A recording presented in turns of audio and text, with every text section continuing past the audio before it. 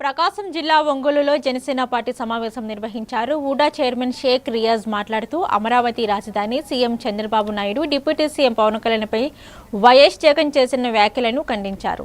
కూటమి ప్రభుత్వం రాజధాని అభివృద్ధికి కృషి చేస్తుంటే వైసీపీ నేతలు ప్రజలను తప్పుదోవ పట్టిస్తున్నారని విమర్శించారు.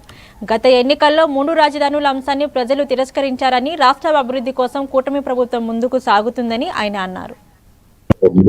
జనసేన పార్టీ నుంచి నమస్కారాలు తెలియజేస్తూ ఈరోజు ఉదయం తాడేపల్లిలో రాష్ట్ర వైసీపీ అధ్యక్షుడు జగన్మోహన్ రెడ్డి మీడియా మీద మాట్లాడుతూ కూటమి ప్రభుత్వం మీద రాష్ట్రానికి ఎంతో ప్రతిష్టాత్మకంగా నిర్మిస్తున్నటువంటి రాజధాని అమరావతి మీద,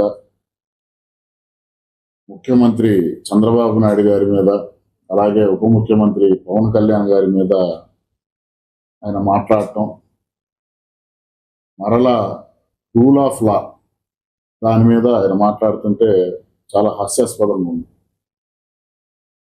రాష్ట్ర రాజధాని అమరావతి ముఖ్యమంత్రి చంద్రబాబు నాయుడు గారు, అలాగే ఉప ముఖ్యమంత్రి పవన్ కళ్యాణ్ గారి నాయకత్వంలో కేంద్రం నుంచి అత్యధికంగా పెట్టుబడులు తీసుకొని వచ్చి చాలా వేగముగా రాజధాని ప్రాంతం అభివృద్ధి చెందుతుంది. ఒకటి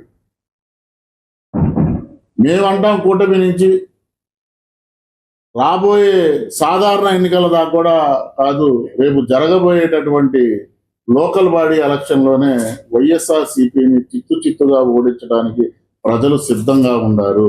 రాష్ట్రం అభివృద్ధి చెందుతుంది. రాబోయే 15 ఏళ్ళు కూటమి ఈ రాష్ట్రంలో జెండా ఎగరవేస్తుంది. రాబోయే స్థానిక ఎన్నికల్లో కూటమి విజయ డాంకా మోగిస్తుందంటంలో ఎటువంటి సందేహం లేదు. వైఎస్ఆర్